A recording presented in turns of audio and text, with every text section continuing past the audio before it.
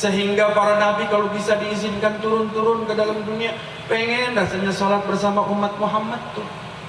Bayangin, Nabi Musa pengen turun, pengen sholat bersama umat Nabi. Umat Nabi Musa umurnya ratusan tahun, umat Nabi Ibrahim masuknya ratusan tahun. Tapi jangan pernah takut ayah bunda, kita masuk surga duluan. Lo nggak percaya? Kalau tungguin buat pintu surga. Bener nggak kata Habib? Boleh. Umat yang lain umurnya gede-gede, umat Nabi Musa tinggi segini, wah, coba lo kawinin perawan segini, mau nggak lo? Umurnya panjang-panjang bu. Umat Nabi Muhammad badan kecil-kecil, badan loyo-loyo, betul? Umur pendek. Sekarang jarang 100 tahun ada di kampung ini, umur 80 tahun, 100 tahun ada nggak? Ada, betul? Tapi saya kalau ketemu umat Nabi Musa, badan lo boleh gede bro, umur lo boleh panjang bro. Tapi kalau kita umat Nabi Muhammad, paling the best bikin anak, betul? Iya, makanya kata Nabi, ayo berkembang biak yang banyak lah, supaya Islam makin meriah. Masuk nih, ternyata ini kampung apa namanya? Bu, apa nih, jangan bu? Jati Murni. Jati Murni. Ternyata Kampung Jati Murni, silakan masuk pintu surga dari yang mana saja kalian mau. Weh, pimpin no, mau no, ini dia no, nyengir kemana mana semangat adalah. Ya, masuk. Pimpin mau ustaz, masuk dulu. Ya, kita paling depan. Kita lewatin umat Nabi Isa. Naik lagi Nabi Musa, Nabi Ibrahim. Wah, kita mah jalan aja sama. Sorry bro. Ya, gua duluan ya. Gua bukan kata sombong ini nih. Maaf nih coy. Ya. Enak jadi umat Nabi Muhammad. Enak gak? Enak gak? Kalau gitu saya mau tanya, rindu gak sama Nabi Muhammad? Rindu gak sama Nabi Muhammad? Sayang gak sama Nabi Muhammad? Shollu ala Muhammad. Kalau besok di kampung ini ada yang menghina Nabi Muhammad, biarkan atau lawan? Biarkan atau lawan? Shollu ala Muhammad. Saya mau tanya, ahlan wa sahlan. Air, panitia, aqua, minum. Bu, saya minum dulu bu ya. Bismillahirrahmanirrahim.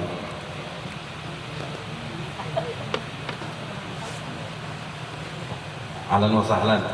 Ustaz, ada Ustaz Munzir, Masya Allah, Ustaz Munzir dan rombongan. Alhamdulillah, makin malam makin meriah. Banyak Ustaz, banyak kiai yang datang, berarti banyak berkah. Amin ya Rabbal. Mau jam 10? Udah ya? Lanjut. Terus.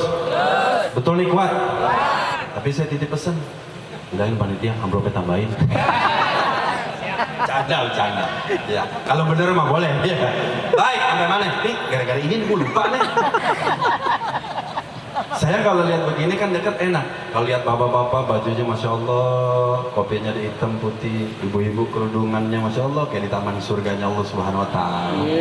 Ini bunga-bunga ros, ini tangkai-tangkainya, ini bunganya, ini kumbang-kumbangnya Masya Allah. Shollu ala Muhammad. Ya, Masya Allah rapi-rapi, kerudungnya ada warna-warni, ada yang hijau teh kuda lagi. Pakai gamis, ya Masya Allah. Abaya, saya mau tanya, itu kerudungan sama abaya udah lunas? Oh, baru besok beli lagi, Pak. Makanya lu jangan pada ngerokok dulu. Rokok sehari suaminya berapa? Ada 3 bungkus. Tuh, 3 bungkus. 2 bungkus aja. Saya mah nggak ngelarang, saya juga ngerokok 2 bungkus. Cuman bedanya saya dengan bapak beli saya gratis. 2 bungkus. Yang satu taruh simpen. 25.000 dikali sebulan berapa? 750. Udah kumpul terus. Mami, nih anak-anak udah tidur nih. Mami sini deh. Gitu. Ya. Gitu kan? Udah datang bu, bersolek makanya kalau di rumah tuh udah pakai daster dulu. Udah daster koyokan. Makanya belakangnya pakai balsem. Tolong pencet deh.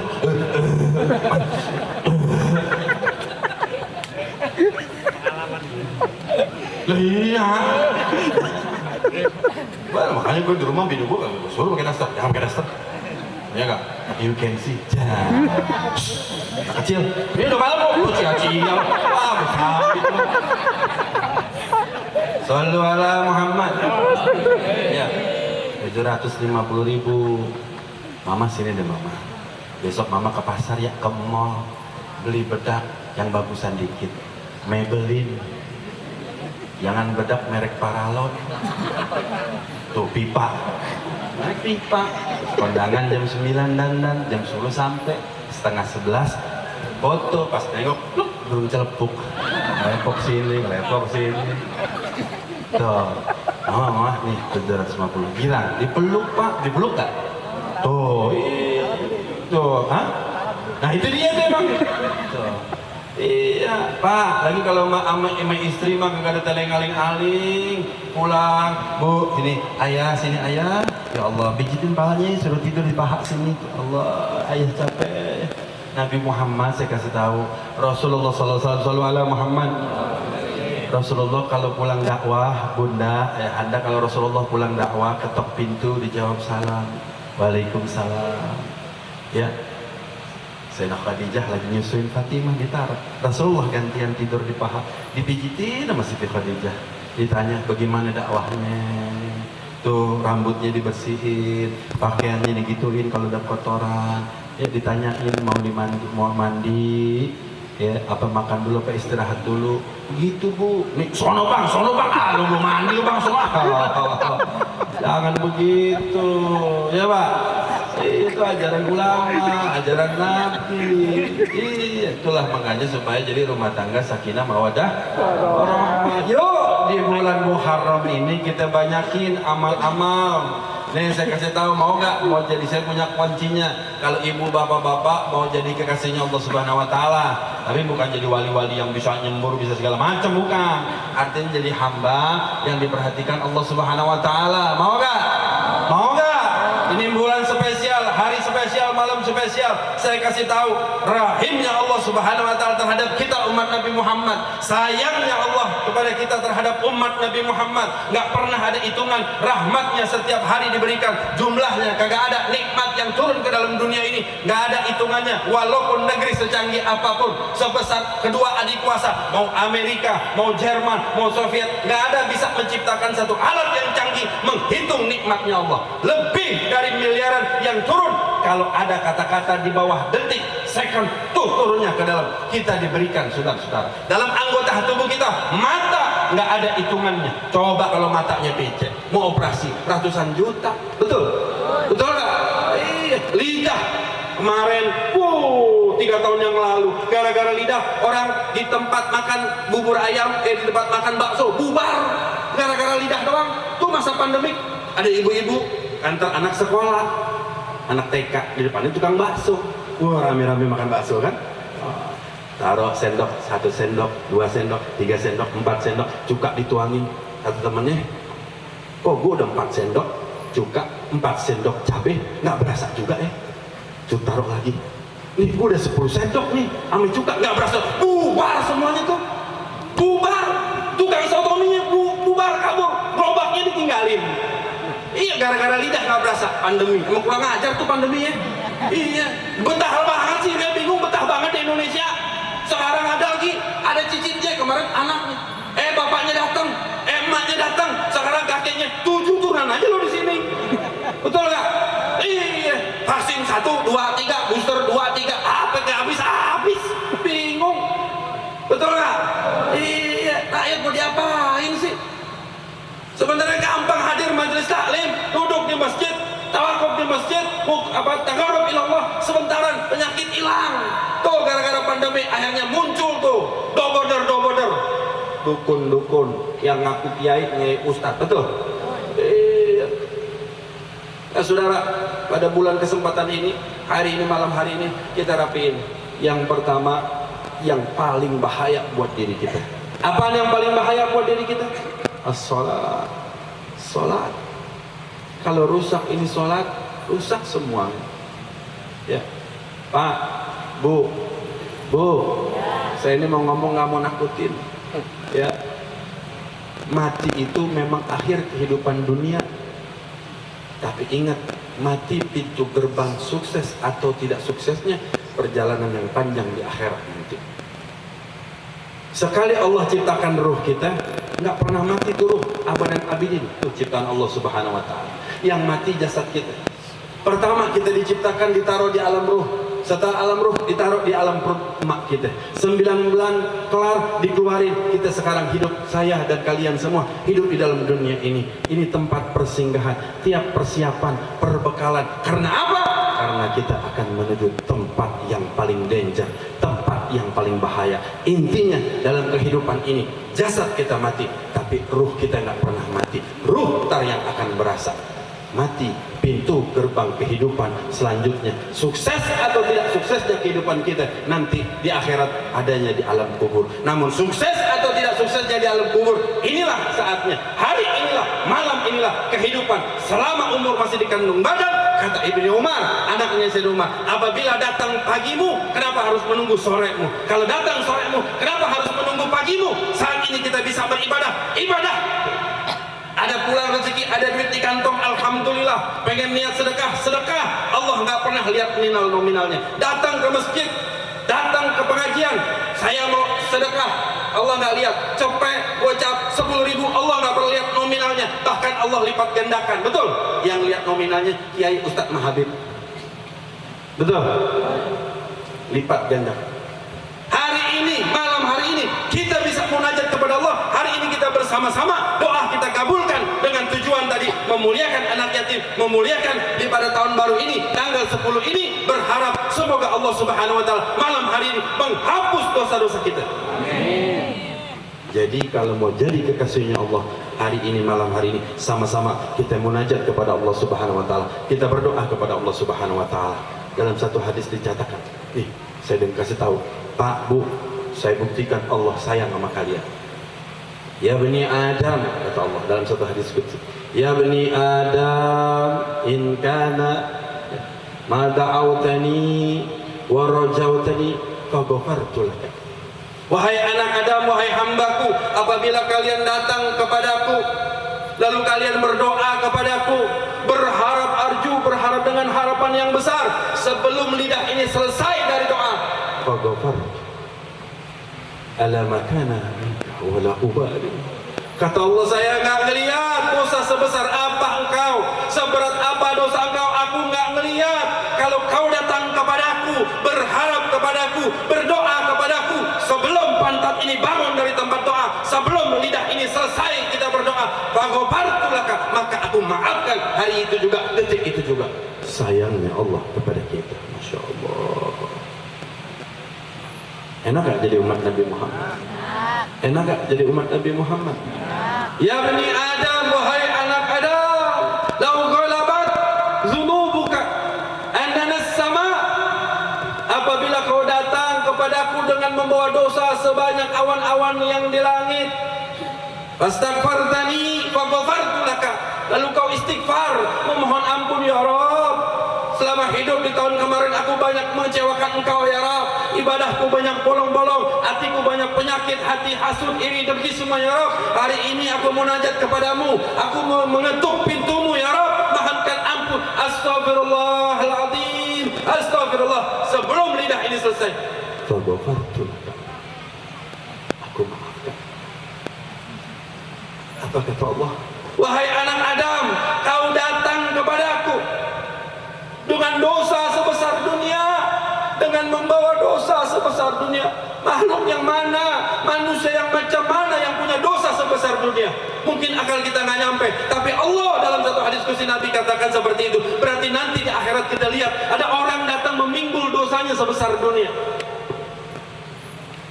Kau datang kepadaku, selama kau tidak berserikat, tidak menduakan aku, maka aku datang kepadamu membawa maghfirah lebih besar daripada dunia dosa duniamu. Insyaallah. Sallu ala Muhammad. Sallu ala Muhammad. Saudara, ayah bunda, perkara acara seperti ini acara yang diperakasi oleh ulama supaya apa? Supaya nambah mahabbah kepada Rasulullah. Itu berkat dosa doa Rasulullah. Allah berikan perhatian yang besar kepada kita. Kenapa? Karena dari hidupnya Nabi Muhammad, ya Rabb ummati, ya Rabb ummati, sampai akhir detiknya Nabi Muhammad sebelum meninggal dunia, Jibril sampaikan kepada Allah, aku minta jaminan terhadap umatmu. Turun Jibril, siap ya Rasulullah. minta perhatian, Allah jamin kasih perhatian. Tuh Allah buktiin. Nabi udah kasih tahu, kasih keluhnya, jangan pernah segan-segan tagarrub ilallah, jangan pernah gengsi-gengsi terhadap Allah, nangis-nangis, kejar-kejar, berharap kepada Allah. Maka saat itu kalau Allah jatuh cintanya kepada kita, maka Allah katakan, kalau aku sudah mencintai hambaku, maka matanya, aku jadi matanya yang dia pakai untuk melihat, aku menjadi kupingnya yang dia pakai untuk mendengar, aku menjadi tangannya untuk dia berdakwah, aku menjadi kakinya yang mana kakinya pergi tempat-tempat yang aku redoi. Subhanallah. Mata kita dilindungi, nggak lihat yang haram, kuping kita nggak mendengar yang haram, hati kita terlindungi oleh Allah Subhanahu Wa Taala. Sebab siapa? Sebab Nabi Muhammad. Orang seenaknya acara begini dibilang bid'ah, acara yang menanamkan mahabbah. Saudara, saya kasih tahu ayah bunda, agama Islam adalah agama mahabbah. Betul. Agama yang kecintaan, betul. Saya mau tanya, jawab yang kompak. Bisa jawab, saya kasih hadiah, saudara-saudara. Ketika Sayyidina Abu Bakar, Sayyidina Umar, Sayyidina Utsman menerima Islam, masuk Islam, saya mau tanya, lebih mana? Lebih dulu mahabbah kepada Rasulullah, cinta kepada Rasulullah, apa menerima Islam? Seorang Sayyidina Abu Bakar, seorang diplomasi yang hebat. Orang nggak ada yang menang berdebat sama Sayyidina Abu Bakar. Nggak ada yang menang. Orang ngajuin proposal, AU ditolak sama Sayyidina Abu Bakar. Kalau ngomong diplomasinya hebat. Orang menghadapi Sayyidina Abu Bakar menggigil. Orang kaya, dermawan, konglomerat. Kalau memang Sayyidina Abu Bakar menerima Islam dengan begitu, pasti ada perdebatan, pasti ada cerita dalam kitab, pasti dalam kitab-kitab salaf menceritakan ketika Nabi Sayyidina Abu Bakar, Sayyidina Umar menerima Islam, pasti ada pertanyaan-pertanyaan tentang Islam kepada Nabi Muhammad SAW. Tapi tidak pernah kita mendengar. Kenapa? Karena Sayyidina Abu Bakar jatuh hatinya, Sayyidina Umar jatuh hatinya, Sayyidina Utsman jatuh hatinya kepada Rasulullah SAW, sehingga hatinya terbelah, dadanya terbelah, masuk Islam dengan gampang, menerima semuanya Islam, apa yang diajarkan Nabi Muhammad SAW. Saudara, saya buktikan cintanya Sayyidina Abu Bakar ketika masuk dalam khalwah seperti ini. Kalau Rasulullah masuk sedang tertawa, Sayyidina Abu Bakar terlambat cerita, tapi mendapati Rasulullah sedang tertawa, Sayyidina Abu Bakar sembari jalan, sembari duduk, sembari tertawa, hahaha. Padahal Sayyidina Abu Bakar nggak tahu ceritanya apa ya. Langsung ketawa, haha. Tapi kalau dia dapati Rasulullah sedang menangis, Sayyidina Abu Bakar lebih kejar, lebih nangis, lebih meraung-raung ketika melihatnya kekasihnya menangis. Nggak tahu cerita kenapa Rasulullah bisa menangis, tapi Sayyidina Abu Bakar menjerit, nangis, lebih keras nangisnya daripada Rasulullah karena cintanya kepada kekasihnya Muhammad SAW. Kenapa kita hamba? Kita umat yang dijamin nggak boleh cinta kepada nabinya, tergila-gila kepada nabinya. Kalau Allah saja sayang, kalau Allah saja cinta kepada nabinya. Terakhir saya tutup satu riwayat, biar kita tahu siapa Nabi kita Muhammad SAW. Bukan manusia biasa, bukan pejabat biasa, bukan pemimpin-pemimpin yang biasa. Dia serahkan semuanya, saudara-saudara.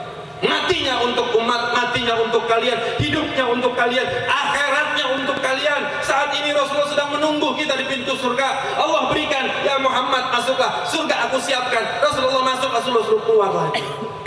Kenapa engkau nggak masuk? Kurang fasilitas di dalam? Enggak ya Rabb, kurang enak kalau menikmati surga sendirian. Aku ingin menikmati surga bersama umatku. Biar aku menunggu umatku di sini ya Rabb. Sallu ala Muhammad, sallu ala Muhammad. Allah sampai cinta diungkapkan ketika Rasulullah menggali, ketika perang Khandaq, Rasulullah menggali parit Khandaq.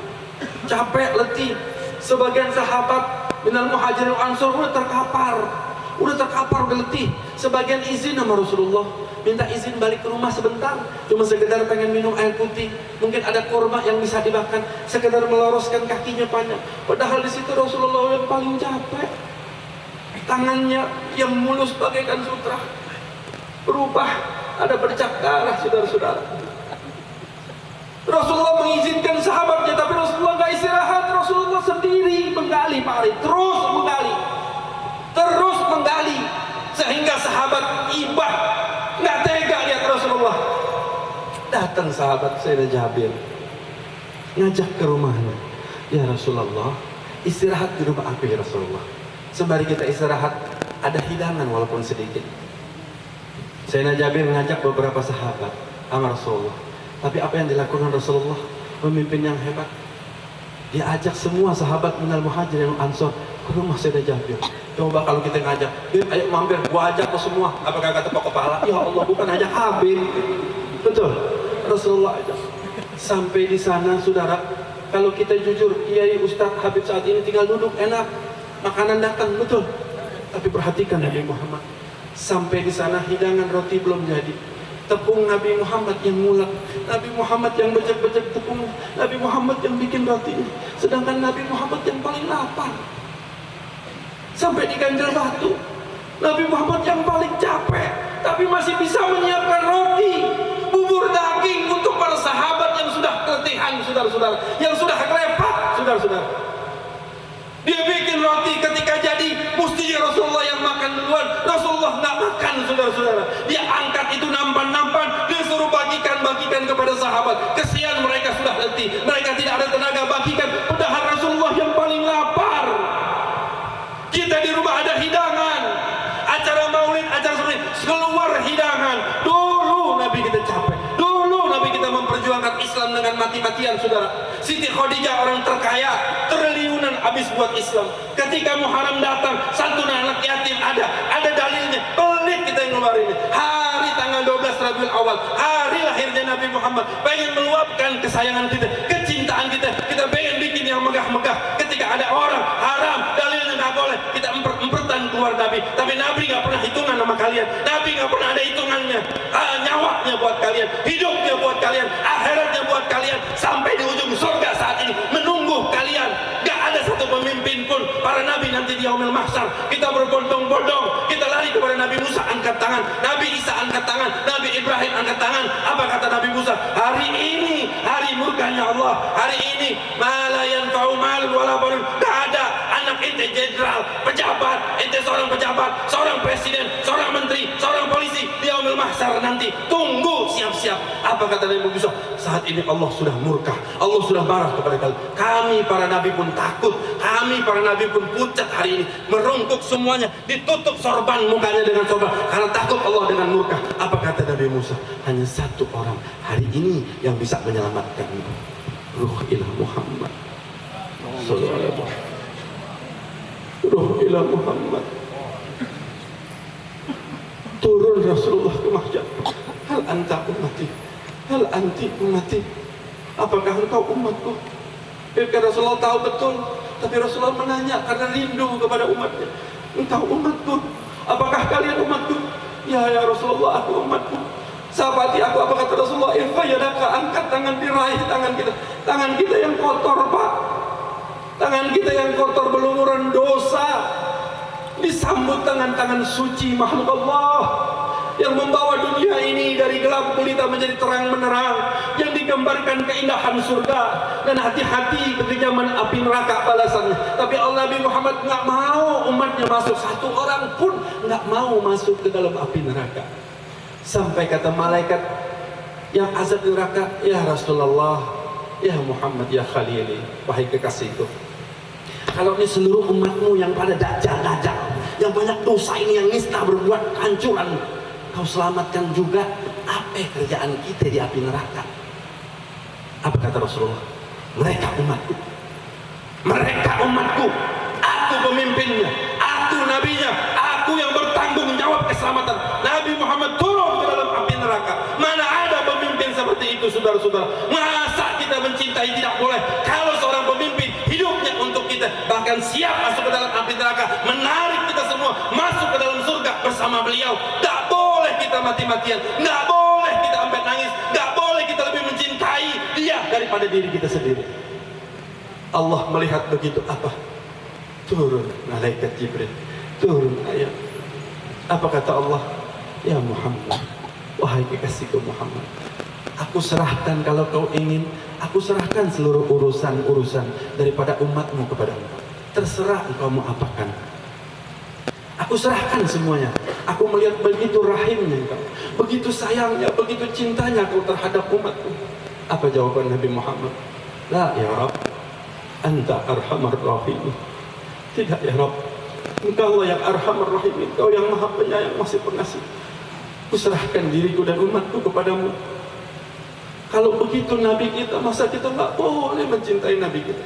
Kita nggak bisa, nggak boleh kita menangis untuk Nabi. Kalau Allah mengungkapkan, memberikan hadiahnya, seluruh umatnya ditanggung oleh Nabi. Kenapa kita yang dijamin masuk surga?